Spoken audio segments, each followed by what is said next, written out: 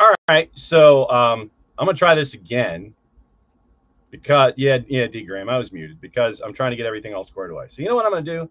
I'm gonna just go ahead and do this all over again just because.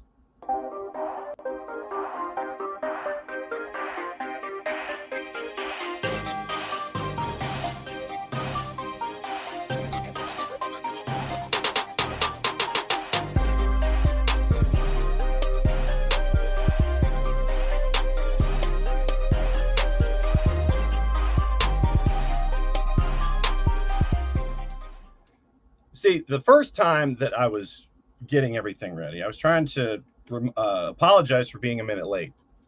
And it was because I was trying to get a bunch of sound together for everything that we're going to be doing this morning. So thanks for dropping by, as you always do. John, hear you there. And I was thanking everybody from Local Vine yesterday for the remote that we had for Saturday AM. And we'll be here till about 9:30. And then that means we sprint into Atlanta Stadium for the matchup with Spain and Saudi Arabia. We'll give you your previews, your juice boxes, and all the things coming up in a little bit. But we got to go backward before we go forward. So what we're going to do is we're going to go over what happened yesterday. And it was big days for Curacao and for Japan for various reasons. We're going to get into the other matchups that were there. So obviously it was a big day for the Netherlands. And it was a big day because it was an escape for Germany. So we'll get into all of that, coming up here in a bit. Then we'll get you into the day that is going to be happening. Once again, starting at noon, Atlanta Stadium with Spain and Saudi Arabia. For Spain, you got to come back after what happened against Cabo Verde. And it is going to be interesting to see how Luis de la Fuente's team responds. So we'll get into all the previewy stuff after we get into the reviewy stuff. And we'll go through some of the headlines and things like that have popped up this morning. And like I said, we'll walk through everything, be here till about 9:30, and then got to sprint downtown. So opening kickoff brought to us by our friends at Black Pitch Coffee and blackpitchcoffee.com. Morning, Typhane, and morning, D. Graham. Yeah, I was muted. I'm an idiot. So that's what happened. So opening kickoff brought to us by our friends at Black Pitch Coffee and blackpitchcoffee.com. And for that, to start your day with the most important stories in the game, the right way to start your morning, Black Pitch Coffee, part of the SDH community, showing up at events all over Atlanta. Try their home blend made with beans from Brazil and Guatemala, heavy body, notes of walnut and semi-sweet chocolate, and a rich world-class finish. Opening kickoff powered by Black Pitch Coffee and blackpitchcoffee.com. So I'm going to start this morning with opening kickoff. I'm going to go out of the World Cup for a second. And there are other leagues still going on. USL is still going on with their competitions, whether it is in league or Prinks Cup, and I've never seen a Prinks. So I'm still waiting to see what that is. We'll try and have our buddy Kaylor Hodges on coming up. What does the calendar look like? See, this is what happens. So if the 22nd, 29th, we'll have him on not this week, but next week to break down the last 30 days. But USL is still going on. They're going cup competition, normal competition, all the things. So last night, you had USL Championship After Dark. And for those that may not know what that entails, basically, we've always maintained that when the sun goes down, things can get kind of messy and screwy, messy with a Y. So last night at the corner of 38th and Washington in Phoenix, it went sideways. And I'm just going to give you a bit of a sample of what happened last night, courtesy of our friends at the at USL Championship and ESPN Plus, because, it went kind of off the rails, and we'll go into detail here coming up in just a little bit. But a sample last night, Oakland Roots, Phoenix Rising, here to be your opening kickoff on your day. So the man with, as it stands, the game-winning goal, Florian Valot will exit. He'll make way for Julian Bravo. A little extra defending help as Oakland tries to hold on to this 2-goal advantage. They've squandered it once. Don't want to do it again. Another Carvana corner kick. Sacco, another short one clipped in, headed towards goal, and McIntosh just got a hand to that one and punched it up over the top. In line, took a little bit of contact. So De Vicente He's going to take it as Rakowski leaps up, makes the save, as Boy able to clear it out. Need to get something here. High chip ball towards the back post, headed up. Vukovic to the center, and they get one back. Rising, grab the ball out of the net, and they hustle back quickly. Not sure who got the final touch on it. Try and take as much time as he can, and now Trejo gets into it. And there's a straight red card shown. Danny Trejo is done,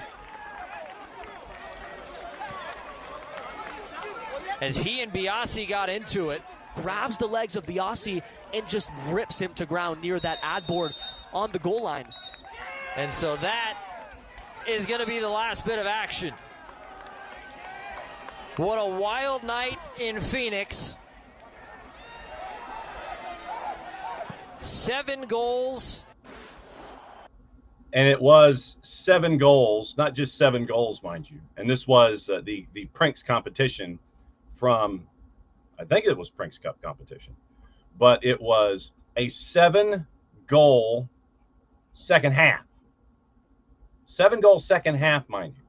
That was what was going on with those two last night. So it wasn't just wasn't just a 4-3 final. It was a 4-3 second half that we ended up having in USL Championship After Dark. So that was how that one was wired last night at the corner of 38th and Washington. And just to give you an idea of the rundown with everything there, you had goal in the 49th, goal in the 62nd. Well, actually, you had 49th, 56th, 62nd, 72nd, 74th, 76th, and the goal in 90 that you heard from Arase there.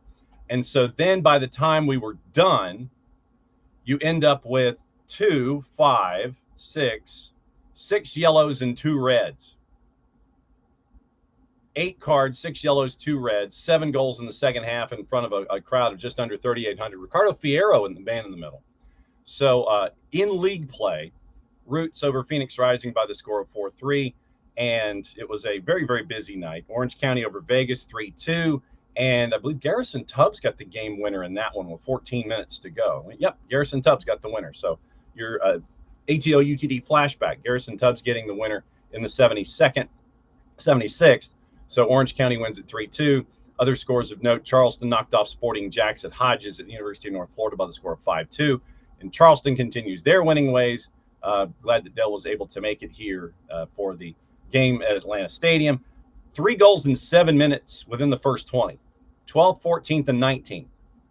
And then you end up with goals by Juan Kazane, 44 and 47, make it 3-2. Charleston scores again, 53rd, and then they score in the 82nd, and you end up with the final 10 minutes, that last goal being scored while Jax was down to 10 at the University of North Florida. So big win for Charleston last night as they continue rolling in USL Championship. Just another quick look at standings just to let you know. Tampa Bay, and by the way, the red, white, and blue Tampa Bay Rowdies jersey, oh my God, I'm going to get poor.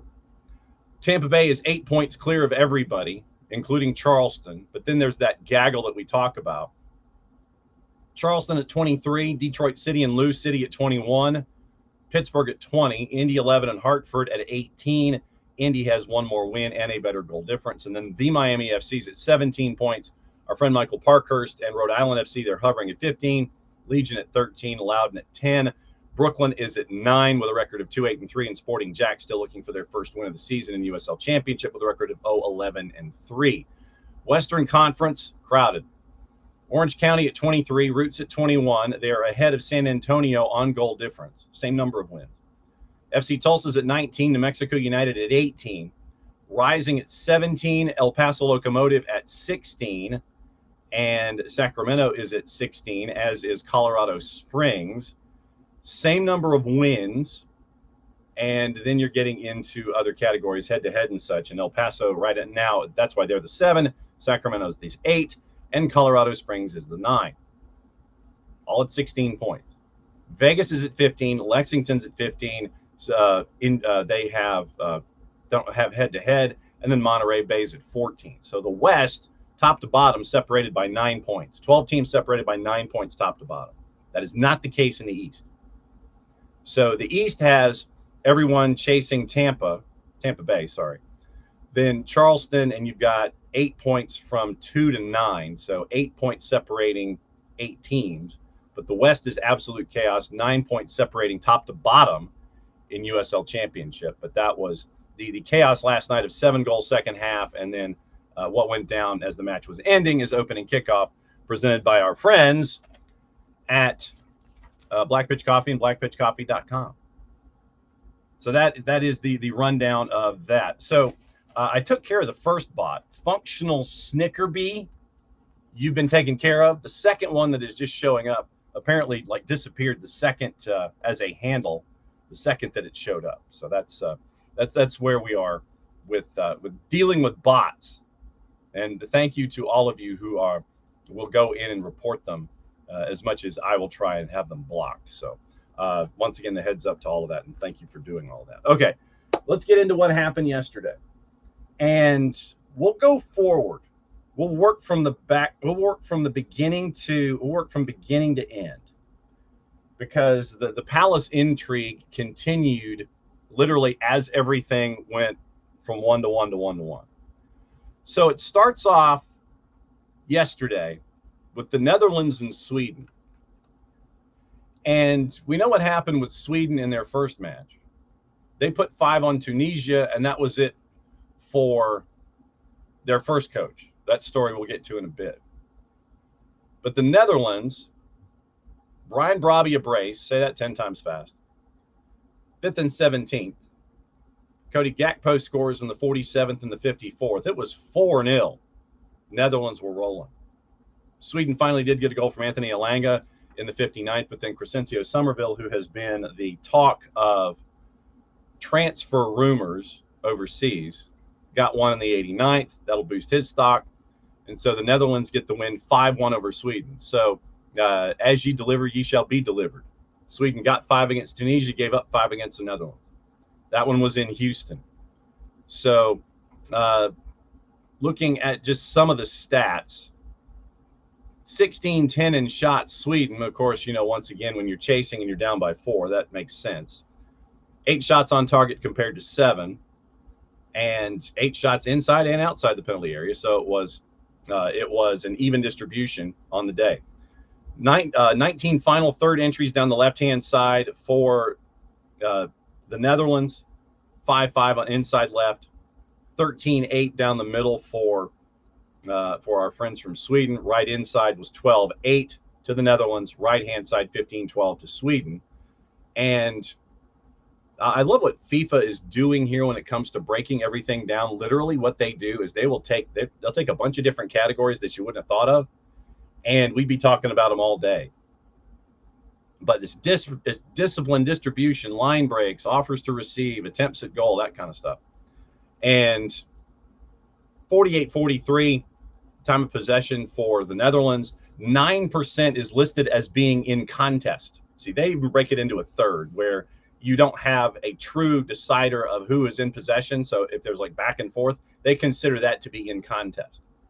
So 48-43 Netherlands over Sweden, 9% in contest. It was 4 goals inside the 18, 5 on the day. When it comes to assists, we mentioned everything on target, and a Brobby brace, a Gakpo brace, and it was a 5th goal by Crescencio Somerville, 5-1 for Sweden. We'll go over the group standings coming up here in just a little bit. Match number 2 on the afternoon/evening, Germany and Cote d'Ivoire from Toronto. And Cote d'Ivoire with a Franck Kessie goal in the 30th had the lead. Had the lead at the half. Had the lead going into the late 60s. Then Dennis Undav scores with 22 to go to make it 1-1. And the Cote d'Ivoire cannot hang on. Undav scores again at 90+4. Germany comes from 1-0 down to win 2-1. And I want to say after that second goal at 90+4, Julian Nagelsmann went to the 4th and was doing this. He didn't get a card himself. I don't know what this would, he was flashing an imaginary card to the 4th. But it was a Down 1-0, up 2-1 final. Germany gets full points. Cote d'Ivoire disappointed. So getting into your stats, 49-41 Germany, 10% in contest. Attempts at goal on the day, Germany 16-9 in the advantage, on target 7-2, therefore 7 were off target, as were the 2 for Cote d'Ivoire.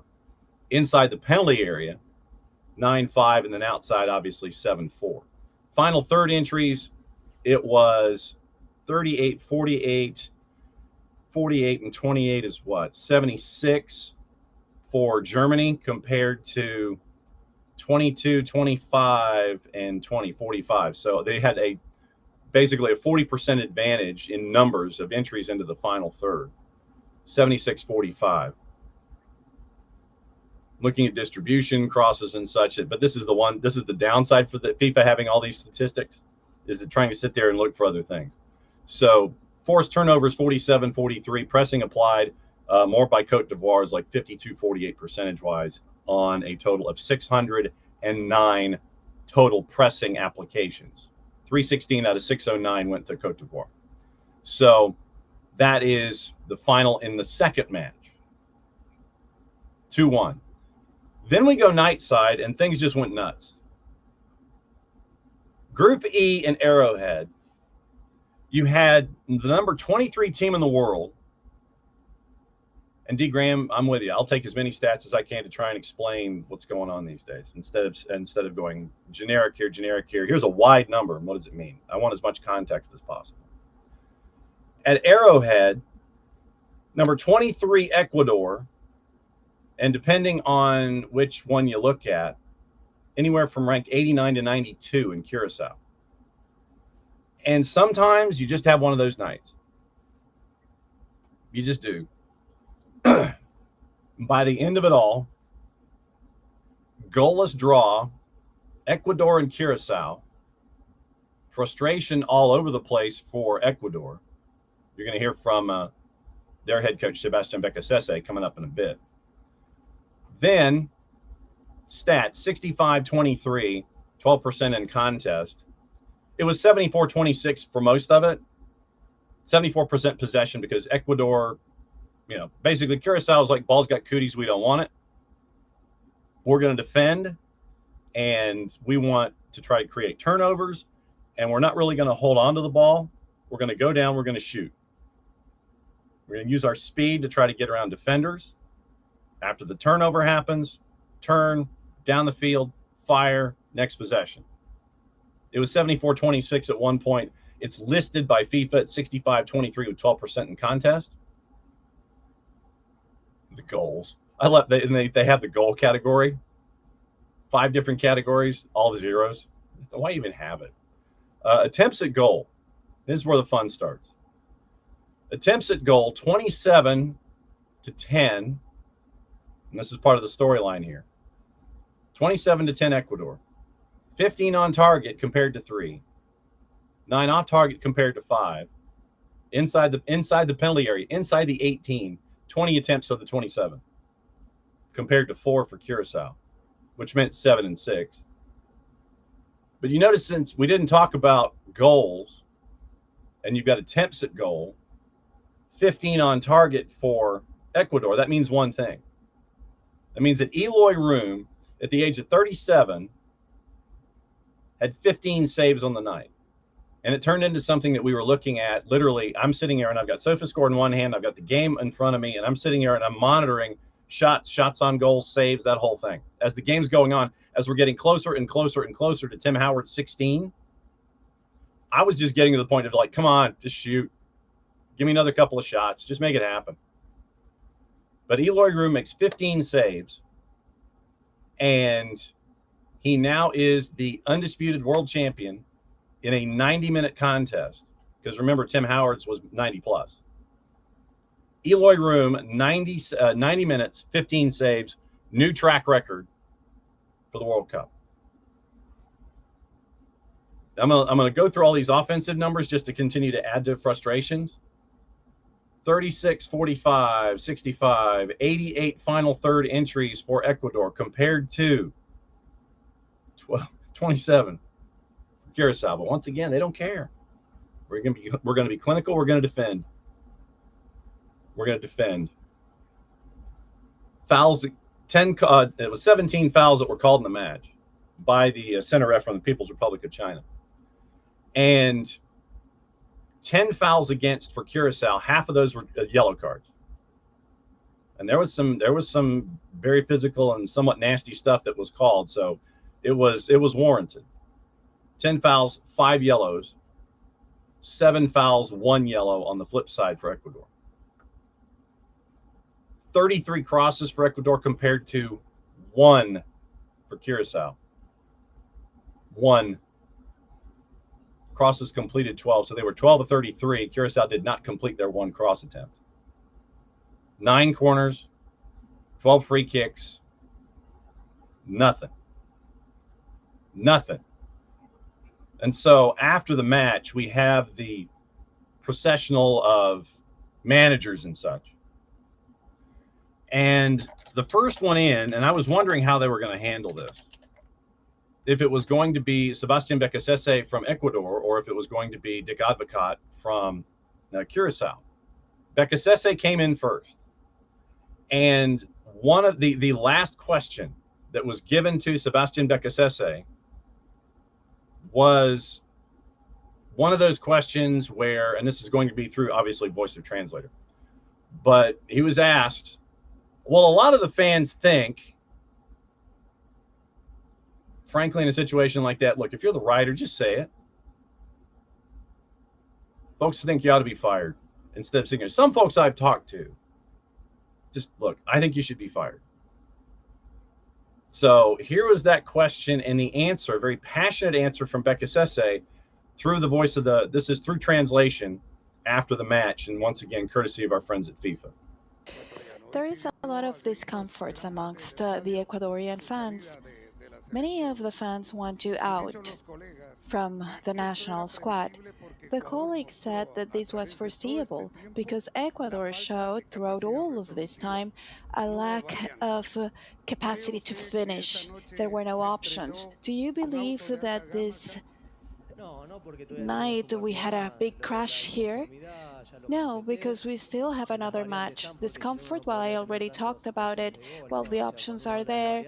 Otherwise, we wouldn't have had so many attempts to score. Well, we went on the flanks with the left backs, with the full backs, with set pieces. Well, we had head-to-heads. I think that all of the options were there. I wouldn't be able to say that we have no options. I would be lying. And well, the other thing that you said, it also happened in other moments, and we were always responsible for that. And I think that what brought us here were the results. We finished second in the qualifiers, and we competed against big powerhouses in the friendlies. And I believe that as far as the World Cup goes, we haven't been able to change that situation to overturn this, but we still have one match left. I cannot reach a conclusion before the end, but I understand this discomfort. I understand it, and it pains me so. The last question. Coach Becasese from Radio Publica.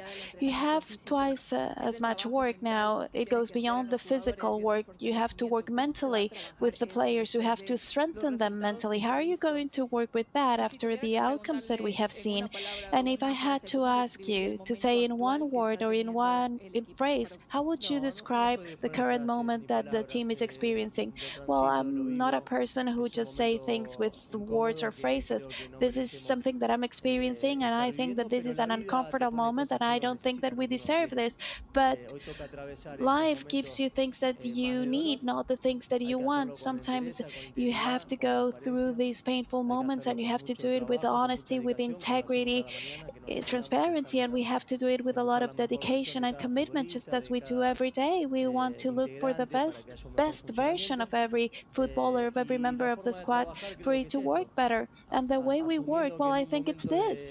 Assuming that at a moment of a lot of pain and a high level of frustration, we have to find ourselves and move forward. That's what life is. You can win sometimes, and when you have to lose, you have to wake up the next day and you have to feel as though you have won. That is a challenge. We have the players to do that. We have a great squad. We have a great idea. And what is missing, I think, is to finish off. We have 100 minutes left, and we will try to do it again. Sebastian Becasese after the match, and that second answer, that is the voice of a coach. And you know, here at SDH that we have championed Sebastian Becasese in a bunch of different ways ever since we saw him at Defensa y Justicia. And now he is asking for patience with a young squad in difficult times right now in the World Cup. You do well in CONMEBOL, then you have a moment like this where you lose to a team that is some 60 spots below you in the FIFA rankings, or you really felt like a loss. Sorry, it was a draw, a goalless draw. And now what do you do from learning from it? That's the larger question. Becasese is asking for patience, very impassioned plea, and there's a lot of reason that's attached to that. And so now, what does Ecuador do when it comes to match day 3? Like I said, we'll get into the standings here in a bit. So Becasese is going to be, right, I would say right now, Becasese sadly is up against the wall. And honestly, there was a part of me that would have been in a very, very knee-jerk environment. These days, I mean, I'm sure that there were some folks that were probably going to sit there and say that Becasese needed to be tarmacked. They still have a chance to qualify. There's going to be math involved. They've got to win match day 3, and then they've got to, basically hit and hope. But the second answer from Sebastian Becasese with Ecuador, I thought it was key. So when you have these kinds of situations with coaches who are looking for patience with young squads and this kind of stuff, what Becasese said, I hope folks listen. I don't know if they will, but I hope they do. So that was Sebastian Becasese after the match, as they were on the receiving end of the goalless draw, ranked number 23 in the world. Then to the flip side of things, we'll start with the mixed zone. And this is a mashup of Eloy Room in the mixed zone late last night, courtesy of our friends at ESPN the Netherlands. He's asked a couple of different questions. You can pretty much gauge what the questions are. Here are his answers, having to do with the effort and the performance and recollections of the past. Once again, courtesy of our friends at ESPN NL. Yeah, no, of course I remember that. I was not busy with the saves during the game, but I knew it were a lot. But yeah, a little bit annoyed that I'm not breaking the record of Tim Howard. No, but of course I saw that game. It was, I think, against Belgium, Tim Howard. So I think he was sweating at home, looking at the game. But no, yeah, I know it. I heard it was also another record from really long ago. So yeah, I'm proud of that. Yeah, of course. No, of course we know Cape Verde. We look at them too because they're a small island. I have a former teammate who plays, Steve Moreira, who plays for Cape Verde, so I'm in touch with him. So no, we support each other. We're small islands, and of course I saw also the the game of that goalkeeper. So I was like, yeah, I can do that too, So I think I showed today that I can also do it. And my dream was to play on the World Cup with Curacao, and that was my only goal. So I knew it back then. It was a long road, and people called me crazy when I switched from Holland to Curacao. But I had a goal in mind, and everything, what people said didn't matter. And at the end, I'm here, so I think I was right. I think he was right too. Eloy Room in the mixed zone, and he was holding his trophy presented by the Ultra Beer of question.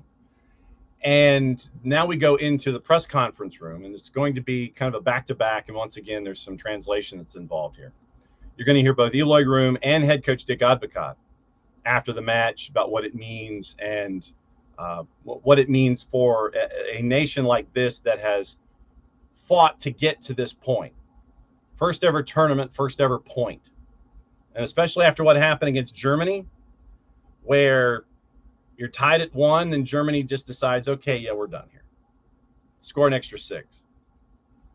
So here's the here's the press conference room last night. Once again, combination of both Eloy Room and Dick Advocaat.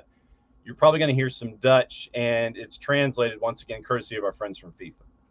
Yeah, no, it sounds really nice if you add it up like that, but I was not thinking about that during the game. But no, of course, I knew it was a busy game, a lot of saves. A little bit annoyed that I don't have the record from Tim Howard because he had 16. But I think he was sweating in front of the TV because I was close. But no, it's unbelievable. And again, I cannot do it alone. I did it with the team and my defenders and the midfielder strikers. So we did it as a team. But I'm happy I could do my job because first of all, I'm a goalkeeper and I need to stop balls. This, for me, it's really special. But again, it's also my job. So I tried to help the team out, and today it worked out perfect. Yes, go ahead. Yeah, for the coach, please, Ed Aarons from The Guardian. Just that you've achieved so much in your managerial career, but to see you at the end of the game that you were very emotional, obviously this means so much to you. Can you put it into words how much it means to you? Nou, vandaag was ik niet zo emotioneel. Well, today I wasn't that emotional, not as during the first match, not at all today, because I felt that we were properly playing the match, and then you don't have to become emotional. What did evoke emotions during the first match was the fact that we had lost 7-1, and that the audience was so enthusiastic in welcoming the players. Usually you're scolded in such a case, but the opposite happened, and that showed me the strength of the team, and they gave it back to the audience today. I thought that was a wonderful moment to experience. Dick Advocaat and Eloy Room in the press conference area after Eloy was in the mix zone. And let me go through some of the numbers for you. Let me go through some of the numbers here in this matchup. So I'm not going to get into stats. We got into stats, but the numbers, game day evaluations from our friends at SofaScore. Obviously, Eloy Room punched a perfect 10. Keeping, yes, 15 saves, goals prevented 2.27. 10 saves inside the 18. He had one successful run out. Defensively, the 16 recoveries to go with the 15 saves. So you had that with Eloy Room. He punched a perfect 10. 3 of the 5 center backs, and Dick Advocaat played 3 of the 5 at the back. Dick Advocaat decided, and it's listed as a 5-4-1. That's probably accurate. So of the 5 at the back, they were the 3 highest rated players on the evening. Brené had a 7.5, Obispo a 7.2, and Floranus a 7.6. Joshua Brené played the full 90, and we're just going to skip to his defending numbers because offense don't matter. 9 defensive contributions, 1-2 tackles, 4 clearances, 6 recoveries, 7 and 10 on his duels. He had 1 last man tackle, and he was dribbled past 1 time. So Joshua Brené had a 7.5. Then you had Armando Obispo. Like I said, we're just going to get to the defending numbers. 9 defensive contributions, 1 pick, 7 clearances, 4 recoveries, 6 of 8 on his duels.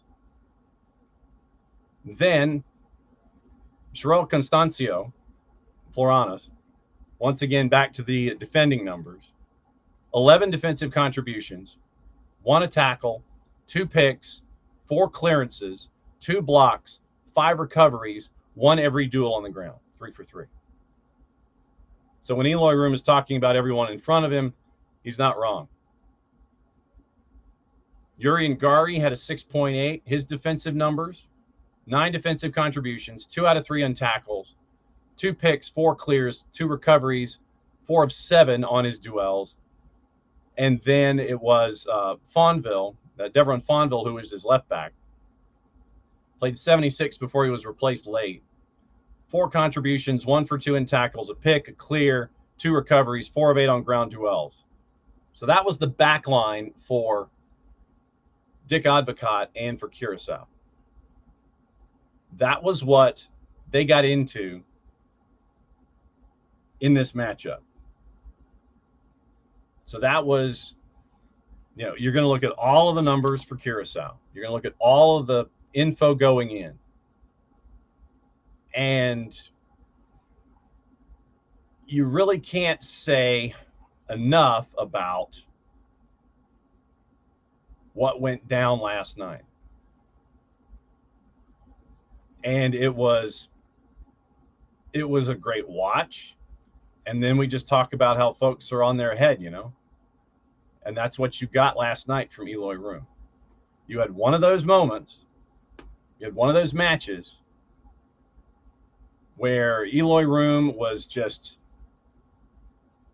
no way. There was no way that it was going to happen. No way. And so you end up with that, the stat of the day.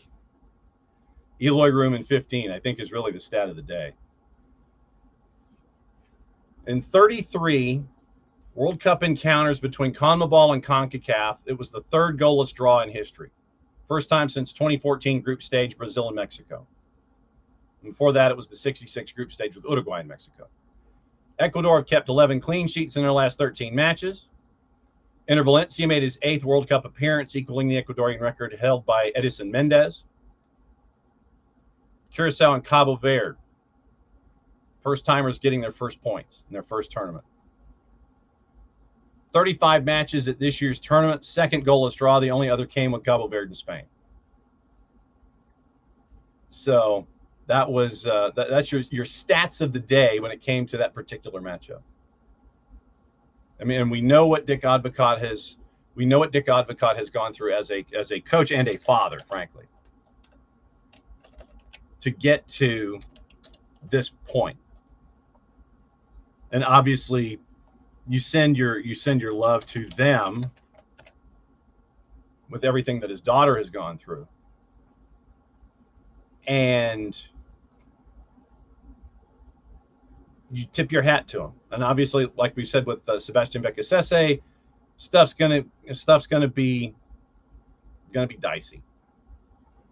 23 chances created by Ecuador, 15 saves for Room.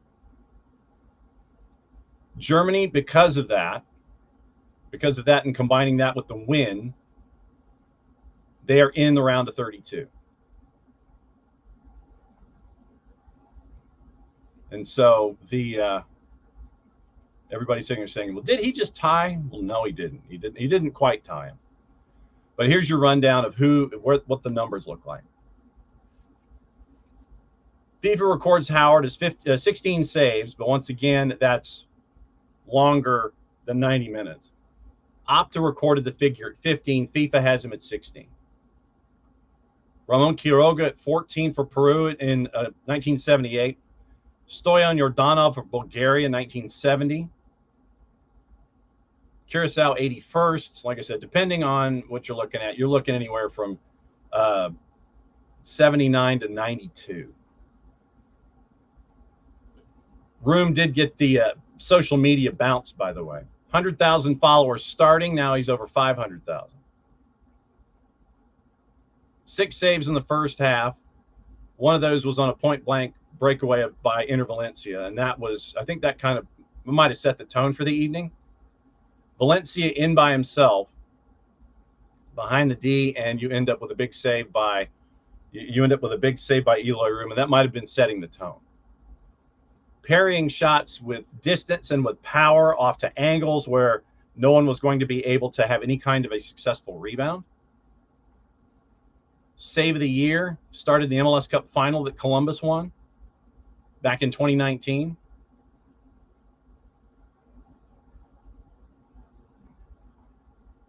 Latry drew 8 of their 18 qualifiers, including 4 of the last 5, 0-0, meaning Ecuador. First game in Group E against Ivory Coast.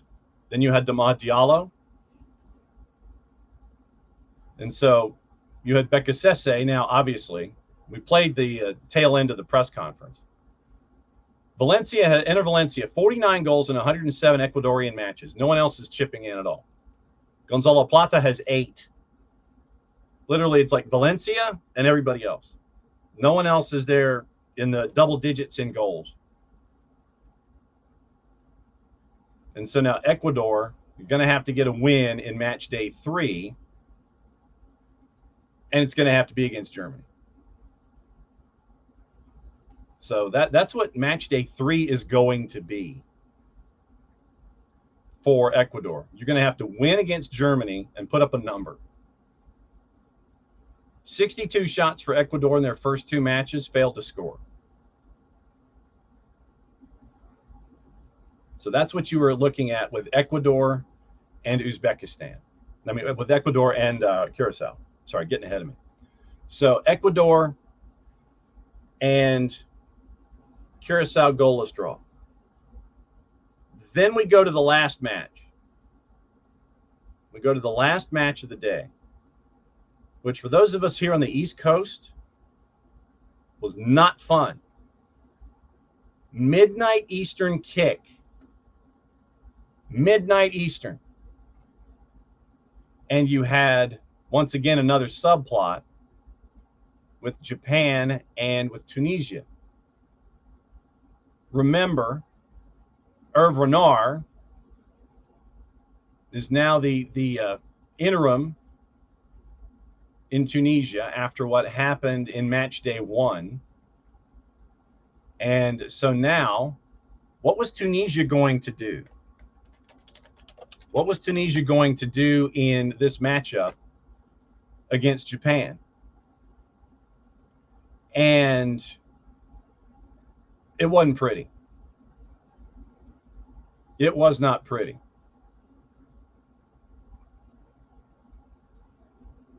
You sacked Sabri Lamouchi. You bring in Hervé Renard. And Hervé Renard came in with a bit of a,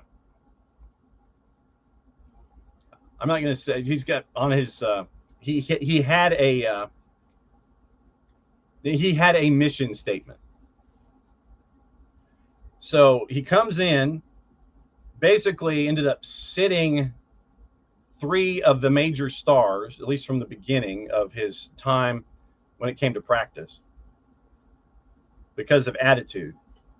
And from there, he basically was ripping them in some published reports because he didn't think they were physically fit enough.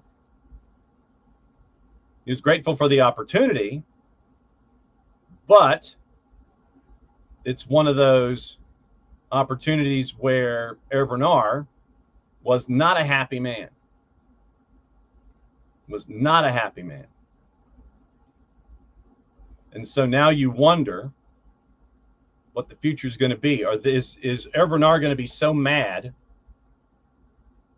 because of this result that we're going to talk about here in a sec that he's just going to be like 2 matches and I'm out? Or is the Tunisian Football Federation going to give him the tools to do what he wants to do when it comes to orchestrating national teams and their rosters? Here's how over it was. Wasting no time getting on the board was Japan. Here's goal number 1 brought to us by our friends at FDP Radio. Ronald Villalobos on the call late last night or very early this morning. Allá se toma la pelota, deja inmediatamente en AO. El servicio hacia la izquierda con Gaito, que está en el área, ataca Japón, tiene para el centro de pierna zurda. Busca pie, gol. Gol de Japón. Gol.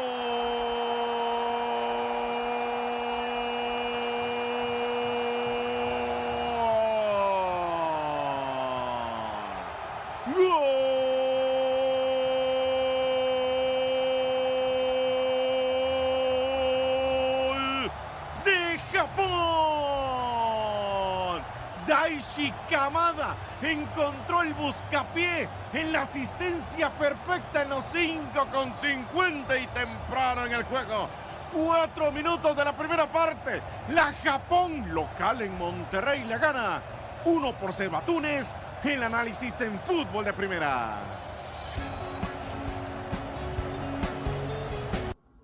Fourth minute, Daichi Kamada. It wouldn't get any better. 31st minute, Ayase Ueda with the first of 2 goals. That was what it was at the break. It was 2-0. Could have been a lot worse. Second half, it got worse. Junya Ito in the 69th. Ueda got his brace in the 83rd. 4-0 final. 2 matches, you've given up all these goals. You've given up all these goals. And Hervé Renard, after these 2 matches, You've given up 9 in your first 2. You're eliminated from the tournament, along with Turkey and Haiti. Those are the only 3 that have been eliminated so far. Obviously, today we may have more. But after the match, they caught up with Renard in the mix zone, or just the post-match interviews. Quote, "We were too soft defensively. The players tried and didn't give up, but we came up against a team that is far superior to us. We have to hold on in these difficult moments. We'll need pride to be able to play the third match in the best possible way." It's from being in France. And Renard looks like he was going to about chew through an aluminum can in the post-match. He was not a happy man. Eliminated and done. His post-match press conference went 5 minutes and 29 seconds. It was 5 questions. Give a little gap time for translation. 5 minutes and 29 seconds was Renard's post-match. Quote, "Even if we were eliminated, there's still a third match left, and it's a World Cup match. We represent a nation, so it's important to prepare properly. What's more, against the Netherlands, we have to shoulder our responsibilities and stay professional to the end. We're here to salvage our pride," end quote.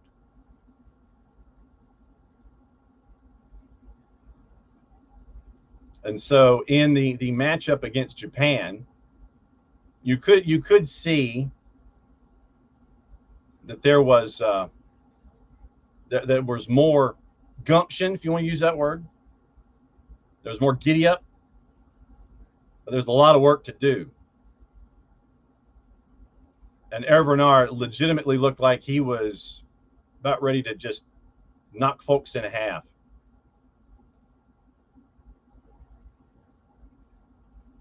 And so that's what you're looking at with Renard. Not the performance we were hoping for. The score of this second match is heavy, but it reflects the difference between the two teams. So we'll get into the numbers here. He says basically that in that third match, he wants to have his players finish with dignity, determination, salvaging pride. Stats on the day, just how much of a gulf there is between those two. Very little attack momentum for Tunisia on the day. 62-38 in possession. Total shots 11-2. 5 on target compared to none. Shots inside the 18, 8-1. Shots outside 3-1. Touches in the opposition 18, 17, 8. Total tackles 18 each. Recoveries, clearances, interceptions. Recoveries and clearances fairly even. Interceptions 14-7 for Tunisia on the day. Passes in the final third. And once again, with a 4-0 lead, you see why there is this disparity. 42 of 79 compared to 95 of 135. Japan, 95 of 135, 70%.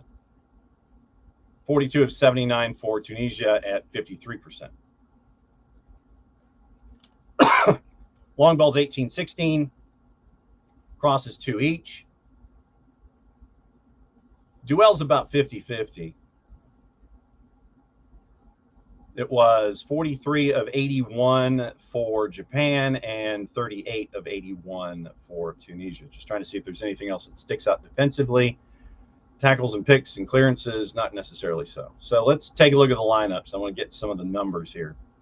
And with the starters for Japan, obviously Ueda with the brace punch to 9.6. You had 6 players north of 7. In addition to Ueda, everybody else was high 6s.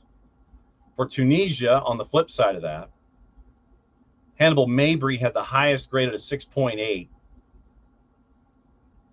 Your defense and your attack, or your midfield and your attack, were north of 6. In the 3-4-2-1, as it is pictured for Tunisia, 2 of your 3 center backs were less than a 6. Taibbi a 5.8, Rikic a 5.9. Your keeper, Damen, who gave up 4, was listed at a 5.3.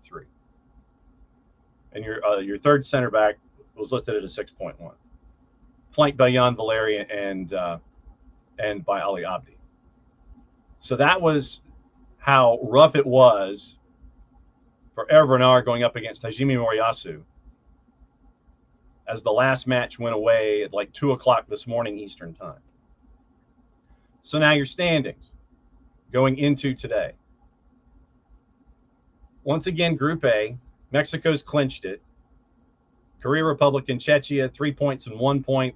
South Africa is at -2 in goal difference. They obviously need a win and some help. Group B, Canada, Switzerland, both at 4 points. Bosnia-Herzegovina, Qatar, both at 1 point, as they're waiting for match day 3. Group C, Brazil, 4 points. Morocco, 4 points. And then you got to get to goal difference because of the draw that happened between those two in match day 1, as they wait for Scotland, who's got 3 points, and Haiti, who is out. So Morocco and Haiti is in the midweek at Atlanta Stadium. So we'll see how Haiti responds, and we'll see what Morocco does, because, like I said, Morocco's got to run up some score here to make up goal difference. Group D, U.S. clinched the group. They're through. Australia and Paraguay each with 3 points. Turkey is out. 2 losses out of the blocks, no points, and even if they did win, they would be losing in head-to-head, so they are out of the tournament. So Group E, Germany in after what happened yesterday. Now, Cote d'Ivoire is at 3 points. Ecuador is at 1 point and is in third. Curacao is at 1 point, well behind on goal difference before they get into match day 3. Group F, Netherlands, Japan, Sweden, 4 points, 4 points, and 3 points. Tunisia out. So we only have 3. We have 3 teams of the 48 that are already out after halfway through match day 2. New Zealand, Iran, Belgium, and Egypt all at 1 point. The only thing separating the 4 teams are the 2 goals that New Zealand and Iran scored in their first matchup in match day 1. Belgium and Egypt was a 1-1 draw. Group H, Uruguay, Saudi Arabia, Spain, and Cabo Verde. Everybody's got a point. Once again, the difference is goals scored. Uruguay and Saudi Arabia, 1 each. Spain and Cabo Verde, none. Group I, Norway and France each have 3 points. Senegal, no points. Iraq, no points. Group J, Argentina, Austria, each with 3. Jordan and Algeria with none. Group K, Colombia, DR Congo. Colombia with 3. DR Congo and Portugal with 1. Uzbekistan with none. Match day 3 in this group is going to have DR Congo and Uzbekistan at Atlanta Stadium next weekend. That might be for all the Tostitos and trying to figure out who might advance to the next round as a 3. Then Group L, England, Ghana, Panama, and Croatia. England and Ghana won. Panama and Croatia did not.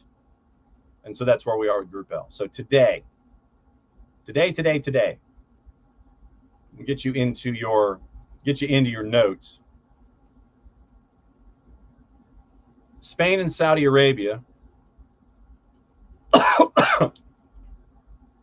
Sorry, I did not properly hydrate because we're at mid. Actually, tell you what, since we are at 9 o'clock, why don't we do this? Hydration break. Brought to us by our friends at local Vine Beer, Wine, and Liquor stores. 2 locations, Johns Creek and Cumberland. And once again, thanks for them for having us out there yesterday morning to do SDH AM Saturday.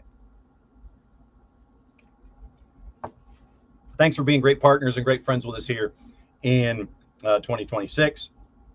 Your hydration break brought to us by our friends at local Vine Beer, Wine, and Liquor stores here in the Atlanta area. Now, noon Eastern, Atlanta Stadium, Spain and Saudi Arabia. Drawn together in the 06 group stage, Juanito got a goal. Spain gets a 1-0 win, and Kaiserslautern and Saudi Arabia are looking for their first FIFA World Cup victory against a European nation since 1-0 Belgium, 1994. Then you've got the activity going on. Where's the 3 o'clocker? So 3 o'clock, Belgium and Iran. That's SoFi. Thibaut Courtois could tie the Belgian record of 17 FIFA World Cup appearances while IR Iran's Ramin Rezayan is aiming to score for a 4th successive international fixture. So that's your 3 o'clock. Then your 6 o'clock in Miami at Hard Rock, Uruguay and Cabo Verde, where Vojinha's mom will be in attendance. Cabo Verde get a former FIFA World Cup winner once again, 2-time champ. Uruguay seek to preserve their unbeaten record against African teams in the competition. They are 3 wins and 2 draws. And then a late night, 9 o'clock BC Place, New Zealand and Egypt. Both teams are looking for their first World Cup victory. Egypt representing the first African opponent New Zealand will have ever faced at the finals. So once again, getting into your juice boxes for this one. Let me see how far down we can go here. It was for Spain and Saudi Arabia. Rafael Klaus is the man in the middle. It's a Brazilian ref crew. Daniel Manis, Rodrigo Figueiredo are your ARs. Andres Rojas from Colombia is your 4th. VAR is Nicolas Gallo from Colombia. Eric Miranda is your AVAR from Mexico upstairs. And so Saudi Arabia's Abdullaha Alamri broke the deadlock once again in the 1-1 draw with Uruguay. So the Green Falcons avoid defeat, their 2nd World Cup opener in succession, as they knocked off Argentina 2-1 first time around last year.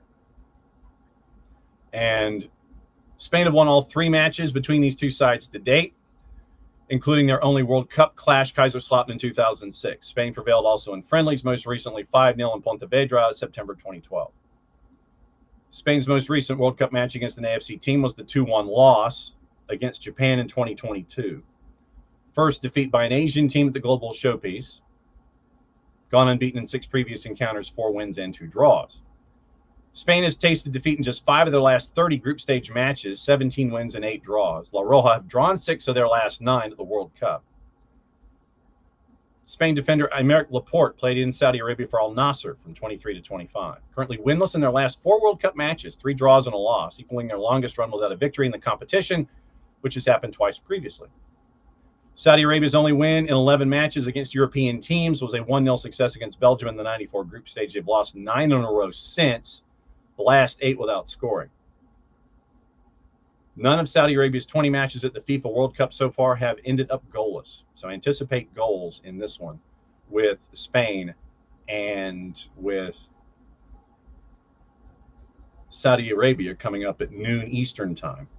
And let me check juice boxes here across the board, and we'll let you know what they say. In the World Championship 2026, as it is listed from our favorite juice boxers, Spain's minus 1,000.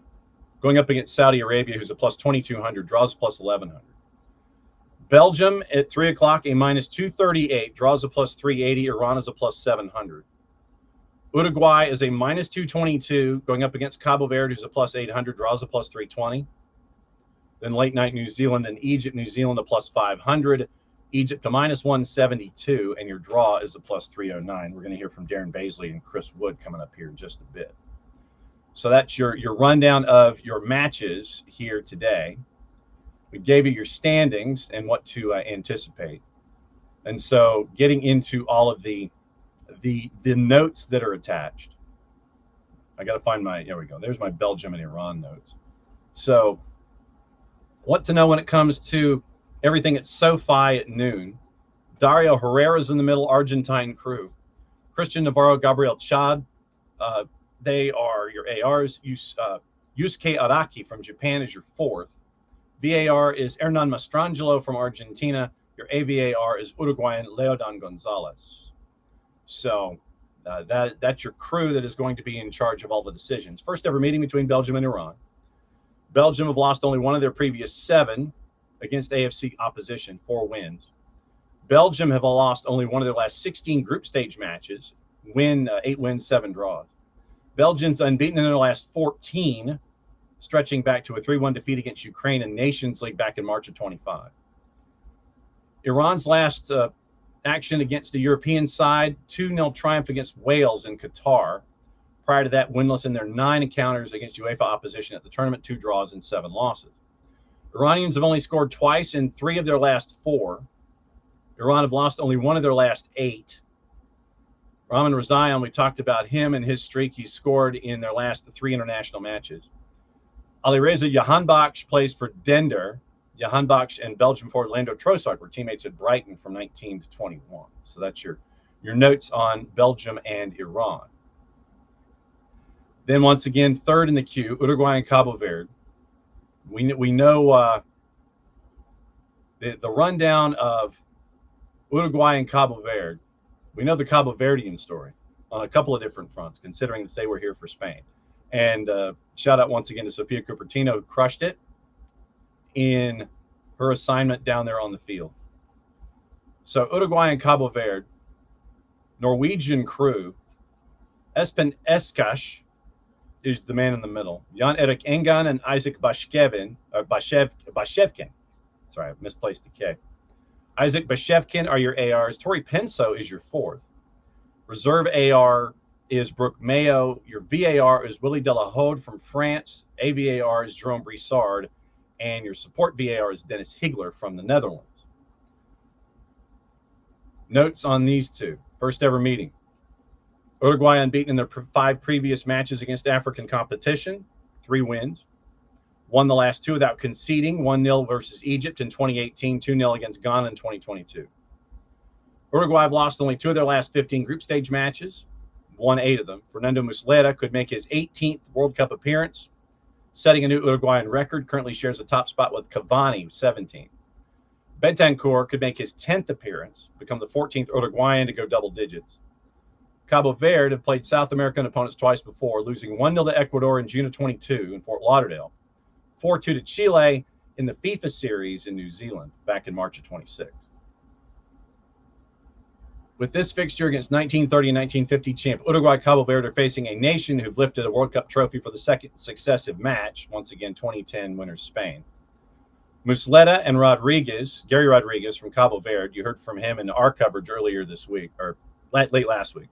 Teammates at Galatasaray from 17 to 19. Ugarte and Cabo Verde's Jovan Cabral played at Sporting in Portugal from 21 to 23. So those are your notes with that matchup. Then heading back out west, once again for the last one, New Zealand and Egypt. Your notes here. Right, I could find them. Where's New Zealand? Where's Egypt? Come on. New Zealand, where are you? Not there, not there, not there. Where are my notes? Seriously. Oh, here we go. So I was trying to find the abbreviations. I couldn't find the abbreviations. So match 40. New Zealand and Egypt. UAE referee in the middle, Omar Al-Ali. ARs, Mohammed El Hamadi from the UAE and Taleb El Mahdi from Qatar. Kevin Ortega from Peru is your 4th. VAR is Mohammed Obaid Kadim from the UAE. Your AVAR is Australia's Sean Evans. Armando Villarreal is in a support role in VAR. Quick notes. Egypt have triumphed 1-0 in the last 2 encounters between the countries, securing once of those in the FIFA series a couple of years ago. First meeting a 1-1 draw, Mexico City, July of 1999. Both teams looking for their first ever win in the World Cup. New Zealand got draws in 4 of 7 matches, losing the other 3. Egypt has 3 draws and 5 losses in 8 fixtures. Kiwis and the Faroes, both facing a side from the opposing confederation for the first time. New Zealand's last 4 matches have ended all square. Only one of the Oceania outfit's previous 7 World Cup outings finished goalless. Michael Boxall became the oldest Oceania player to make an appearance when he took his place in defense against Iran at 37 years, 301 days. The point against Belgium, Egypt's first positive result at the World Cup since a goalless draw with Ireland in 1990. All but one of the Pharaohs' 8 previous matches at the World Cup produced at least 1 goal. Egypt have broken the deadlock in their last 2 encounters. North Africans have never trailed at halftime in a World Cup fixture. So those are your notes on those 4. Speaking of, we have Darren Baisley and Chris Wood at the MD-1s, and it was an opportunity for the assembled media to ask these two about what they thought about this particular matchup. And once again, courtesy of our friends at FIFA from the MD-1s.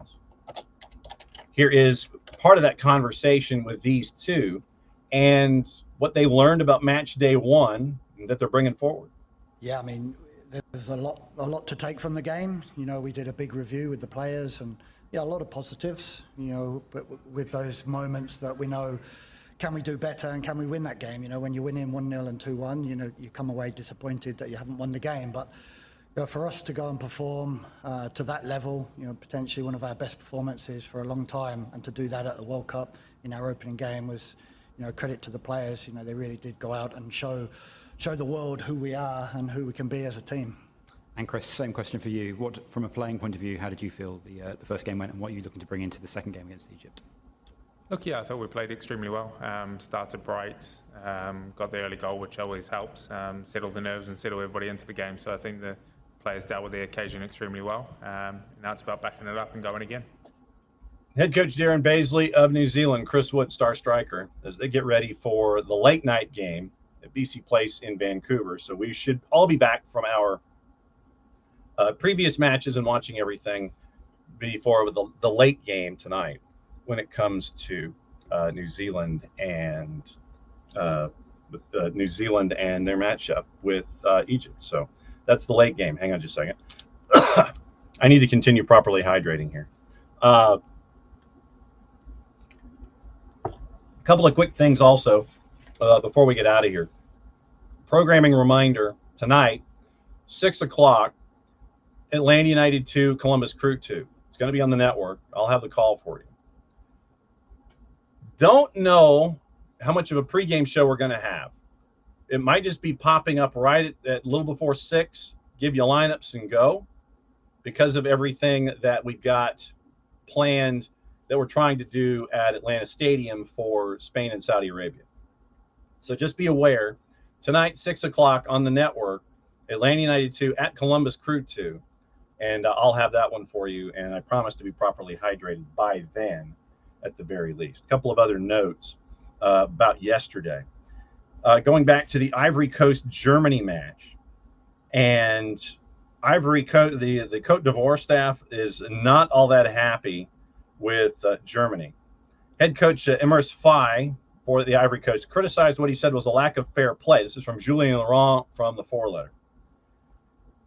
Angry after his defender, Wilfried Singo, put the ball out because he was injured, but Nathaniel Brown, the German left back, decided not to give the ball back to Ivory Coast and launched a German attack with a throw-in. Faye told reporters after the match, I told Brown to stay humble. He had a great game. He doesn't need to talk badly to us because he's losing, or at 1-1 because he wants to win. We would have liked more fair play from Germany. We would have liked them to give us the ball back when Singo got injured. They're a great football nation. We take example from them, so I was disappointed by their lack of fair play. Both teams deserved to win, had the chances to win the game. Well done to Germany. They won the game because of their experience. We had a great game. Really proud of how my players play against one of the favorites of the competition. We have to use this defeat for the rest of the tournament. And so for the Ivory Coast, win and they're in. Curacao ranked 83, Ivory Coast 31, I believe. And Amad Diallo knows it's going to be a big match because, once again, you beat Curacao, you're at 6 points. You're clear of both Ecuador and Curacao to go into the knockouts as number 2 in the group. I'm trying to see if there's anything else that I might have missed when it comes to yesterday and leading into today. So really quickly. Once again, this will be your reminder in the PSA that if you do not subscribe to the Morning Espresso newsletter, please do so. So where Jason goes through and looks at anything and everything going on in and around the planet, lets you know it comes into your mailbox, your inbox. First thing or fairly first thing in the morning, maybe during your breakfast, you get the opportunity to kind of keep an eye on it. What you can do is you can go to soccerdownhere.net and you go into the read section. There's a box. Literally, as you're scrolling down before the stories, there's a box. Subscribe to Morning Espresso. Thanks to our friends at Oglethorpe University for being great partners with us with that daily release where Jason gets to tell you about anything and everything going on in and around the planet. And so keeping an eye on all those things that are here. Smallest nation in the World Cup history gets a point. That was probably one of the bigger storylines, period. And so we mentioned Virginia and his mom. Hamza Abdul Karim on loan from Al Ahly to Barcelona, youngest player ever to suit up for Egypt in the World Cup. Starts the conversation, according to Jason, is about who succeeds Mo Salah. Panama and Croatia, they're going to meet Tuesday. So we'll see what happens there on that one. And then once again, later today, 6 o'clock on the network, it's going to be us. We're going to have the matchup with the twos for you. Reminder tonight, 9 to 11, 92.9 The Game, Odyssey app, 92.9 The Game YouTube channel. You're going to look at everything, and they're going to keep an eye on New Zealand and Egypt for you as we go. But 92.9 The Game tonight, 9 to 11, Atlanta Soccer tonight. That's going to lay out everything for you. And so, three-dimensional experiences there. YouTube, Odyssey app, 92.9 The Game, 92.9thegame.com, all the over-the-air stuff. So it'll be anything and everything going on. We'll keep an eye on that for you. Gossip, rumor, and innuendo. We got to keep an eye on this. Specifically, Milan exploring a move for PSG forward Gonzalo Ramos, and that could help fund the deal by selling Santi Jimenez to Orlando City. PSG paid Benfica roughly €80 million for Ramos in 23. Reports suggesting an offer nearly 40 could be enough to get him this year. Enzo Fernandez getting closer to Real Madrid. Chelsea, he could be leaving Chelsea by the end of the month. Real Madrid considering the most likely destination, despite Chelsea's reported £120 million valuation. And also, Spurs have stepped up their pursuit of Sandro Tonali. Direct contact with Newcastle. So it looks like it's going to be Spurs and City. Newcastle went close to £100 million, and Tonali has 3 years left on a contract with a +1 option that is attached. So we'll keep an eye on that. Now, gossip, rumor, and innuendo. Let's see what we've got this morning. And we'll go to the BBC before we get out of here. And we will let you know what things look like if the tournament started today. What it would look like. First question is, do we have our updated gossip, rumor, and innuendo for the morning? That's the big question. We'll see if we have all of our transfer talk, or at least today's version, as we go courtesy of the four-letter. PSG poised to make an opening bid for Yan Diomande, according to Bild. Liverpool had already been at €100 million.